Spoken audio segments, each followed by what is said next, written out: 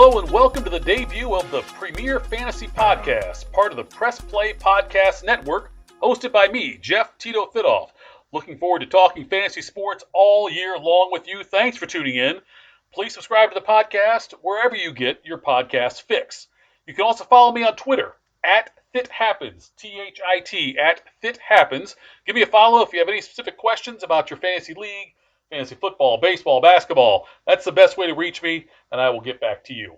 I really think the NFL and fantasy football is a year-round topic, so we'll talk about that quite extensively. I'm also dabbling some basketball and baseball as we need to do that as well. But I'm fascinated right now with the Matthew Stafford trade with the Lions and Rams, where Jared Goff goes back over to the Lions. And, I've always been a big Stafford fan, and I really think that he could be a top 5 quarterback next year in that Rams offense. And there's a few reasons for that. One of them, if you look at the coaches that Stafford's had, he had from 2009 to 2013 in Detroit. Jim Schwartz was the head coach, defensive-minded guy, a defensive background, former defensive coordinator. From 2014 to 17, he had Jim Caldwell. Now, he had the offensive background, but then from 18 to 20, Matt Patricia, another defensive coordinator before he took the job as the head coach of the Lions. And if you go back and look at what Stafford's had to work with, and I did some research on this. In 2009, the leading rusher, this is the rookie year for Stafford, the leading rusher, Kevin Smith, had 217 carries for 747 yards, and you had Calvin Johnson early on, 67 catches for 984. Bryant Johnson was the second receiver, the number 2 guy, Bryant Johnson. I had to look him up too. I didn't remember his name. 35 catches, 417 yards. 2010, Stafford only played 3 games because he got hurt. 2011, leading rusher, Javid Best, 84 carries. He had the most carries on the team with 84 for 390 yards. Calvin Johnson had 96 receptions for 1,681 yards. You also had a tight end there, Brandon Pettigrew. He had 83 catches for 777, and Nate Burleson 73 catches for 757. So that's 3 guys there with over 70 catches. And Stafford had his best year that year with 5,038 yards passing, his career high, and 41 touchdown passes. Now you go to the next year. Michael LaShore, another name that I had totally forgotten about, led the team with 215 carries for 798 yards. That's only a 3.7 yard per carry average. Only 2 significant receivers. Calvin Johnson had the 122 for 1,964 yards. Pettigrew, 59 for 567. The following year, 2013, the only time he had a 1,000-yard rusher, Reggie Bush, had 1,006 yards rushing. Calvin Johnson, 84 catches. Pettigrew, 41. Again, not really a number 2 option there. In 2014, it was Joyke Bell leading the way, averaging 3.9 yards a carry on 223 attempts. You had Golden Tate with 99 catches. Calvin Johnson, 71. So that's a pretty good 1-2 punch there. 2015, Amir Abdullah, the leading rusher. 2016, Theo Riddick. And 2017, Amir Abdullah again. And so you see, like early on in his career, how there weren't a whole lot of options at running back that did much. Abdullah in 2017 averages 3.3 yards a carry. 2018, LeGarrette Blount, 418 yards rushing on 2.7 yards per carry. And then, so that was 2018. 2019, he was off to a fantastic start. He got hurt halfway through the season. But through 8 games, he was on pace for 5,000 yards, 38 touchdowns, and only 10 interceptions. And in that year, he had Kenny Golladay, Marvin Jones, Danny Amendola. 2020, leading rushers, Adrian Peterson, 3.9 yards a carry. Marvin Jones with 76 receptions. Hawkinson, 67. Amendola, 46. Golladay was hurt, played just 5 games. So if you look at that list I gave you there, you didn't see many years where Stafford had elite weapons. He would have one. Calvin Johnson, obviously, one of the greatest receivers of all time, one of the most unguardable receivers of all time, and he certainly benefited from that. But most of the time, his number 2 receiver, it was tight end Brandon Pettigrew, or it was one year in 2016 it was Anquan Bolden. So granted, the Golden Tate was a good one to have, but he wasn't there all that long. You had Nate Burleson there back in that 2011 season we talked about, but not a whole lot of elite options outside of Calvin Johnson. And as far as the running game goes, it was almost non-existent when you had guys with Smith, 3.4 yards a carry, Best, 3.2, LaShore, 3.7, 3.3 for Abdullah, the 2.7 for LeGarrette Blount. This past year, Adrian Peterson, 3.9. So not a lot of options as far as a running attack to take some pressure off Stafford. You knew they were going to pass the ball a lot. So, seeing Stafford without that kind of elite running back most years, without two elite receivers most years, and playing with the defensive-minded head coach, all those things add up to what should have been more mediocre numbers than Stafford actually put up in Detroit. Now, he gets a new situation now, heading over to the Rams, where you've got, the Sean McVay. He's been there for 4 years now. 2016, the year before Sean McVay got there, the Rams were dead last in the National Football League in total offense. Dead last in 2016, the year before Sean McVay took over. When we come back from the break, I'm going to tell you why you can expect huge things out of Matthew Stafford in the Rams. Support for the Premier Fantasy Podcast is brought to you by Manscaped, who's the best in men's below-the-waist grooming. Manscaped offers precision-engineered tools for your family jewels. They obsess over their technology developments to provide you the best tools for your grooming experience. Manscaped is trusted by over 2 million men worldwide. Join the movement for all your below-the-waist grooming needs, and I can personally attest to the fact that the Manscaped products are outstanding. It's something that I started using recently. Manscaped, the best for below-the-waist men's grooming and hygiene. And if you use code TITO, if you log in there right now, go onto Manscaped's website and use code TITO, you get 20% off right now and free shipping. So make sure you check that out. Hello, Brooks here with the Books with Brooks monthly book club podcast. We read one book a month and then we talk about it. Books like Stephen King's The Shining or Where the Crawdads Sing by Delia Owens. If you're on the hunt for book recommendations and enjoy sparkling conversation, come read along with us and then listen in.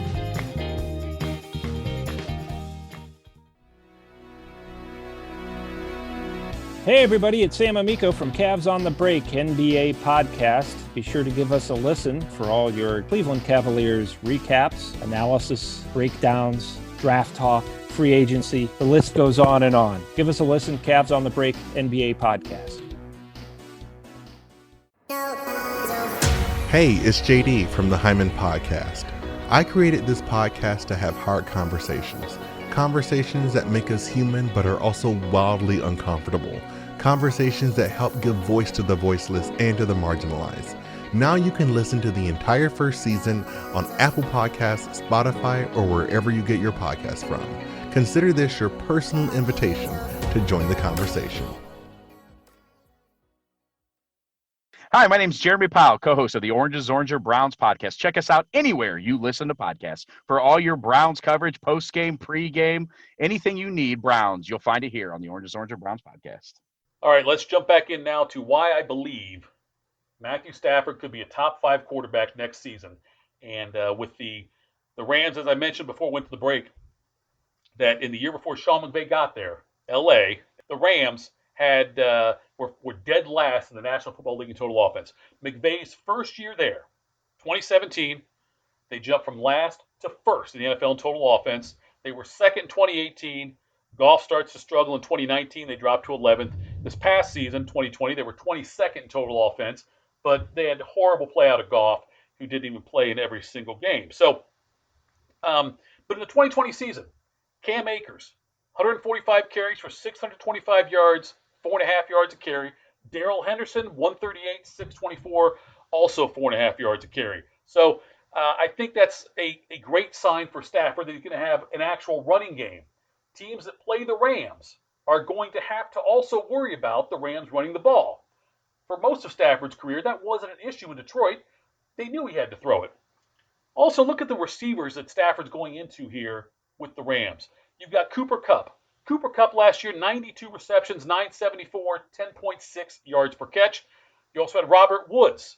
He had 90 catches for 936, 10.4 yards a catch. So you've got a couple of really solid receivers there. Probably the best 1-2 punch Stafford's ever had in his career, save for that 1 year when Golden Tate was really doing well. And you also had Megatron, Calvin Johnson, in the prime of his career. But this is but they didn't have the running game they have with this one now. for the Rams in Stafford. So that's a fantastic sign. He's got tremendous weapons to throw to. Also, you've got Tyler Higbee, the tight end, who's got great potential. And another guy to watch for here is Josh Reynolds.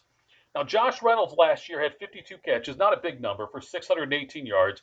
On average, 10.4 yards is the distance the ball went from Goff, or the quarterback, whoever it was at that time, to Reynolds. So there's potential there for the deep ball with him. Now, the only thing I'm concerned about, what you have to look at right now, is that Reynolds is an unrestricted free agent. So that's one you have to watch out for. Also, Cooper Kupp, he signed through 2023. Robert Woods through 2025, although there are some opt-out options there. So it's going to be interesting to me to see what Stafford can do in that offense. And he's got an offensive-minded head coach in Sean McVay, something he didn't always have in Detroit. So this all sets up. They've got a good offensive line. They've got a great defense. Great running game. This all sets up well for Stafford next year, which is why I think he could be a top 5 quarterback. When it comes to the other quarterback news, this NFL offseason is going to be so exciting. I know all the coaching hires have been made, but now you look at where the quarterbacks are going to fall and what it's going to mean to the different offenses when they get there. So it's something to keep a close eye on. You've got someone like, obviously Goff now in Detroit.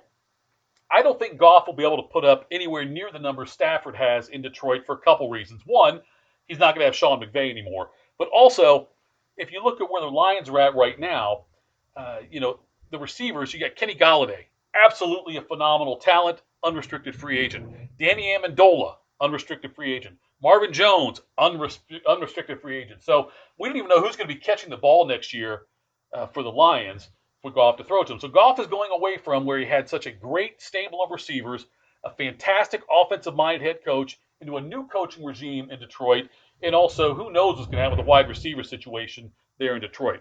So I'm way down on Goff. I was down on him anyway, but especially now going into that situation. But someone who I'm really excited to hopefully get a shot somewhere or get some kind of upgrade in the weapons he's got is Sam Darnold. Darnold's name has been mentioned a lot in trade talks with the Jets. I would love to see him get into a stable situation where he's got good coaching, consistent coaching. He's had so many offensive coordinators in just his few years and so many different minds trying to work with him and adjusting things they do offensively, and also him with his passing style. And, I want to see him have some weapons. Boy, if he could be in a place like the Rams. But if Darnold moves on, I hope he gets an opportunity to shine somewhere, because I think he's got the talent to be really good. So if you're in a league where you're a dynasty-type league or somewhere you have some options to keep some players, acquire some players, Darnold's someone to keep an eye on. He might be someone you can look at as far as to grab and put on your team. Also, now you look at the other names. Deshaun Watson wants out of Houston. Roethlisberger, not sure if he's going to retire or not, or if the Steelers even want him back. You got Russell Wilson, Dak Prescott. You've got the Carson Wentz saga in Philadelphia. Indianapolis, Phillip Rivers now gone. What are they going to do? Where will Jacoby Brissett end up? Cam Newton, New England. All these things. You're going to have more upheaval at the quarterback position than I think I've ever seen from one season to the next, with all these different rumors being out there.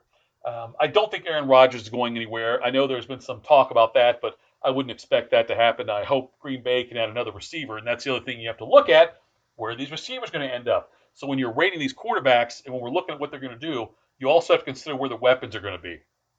We'll double back and talk about Pittsburgh here with Ben Roethlisberger. The Pittsburgh situation, look, Roethlisberger looked very bad last year. Some of it could have to do with coaching, but also, the too many drops on that team. Roethlisberger made some really poor decisions in some games. I think Roethlisberger should be done there, but I'm not sure who the option would be to replace him in Pittsburgh. Boy, I'd love to see Sam Darnold get that shot there, but Smith-Schuster's likely gone from the Pittsburgh receiving corps.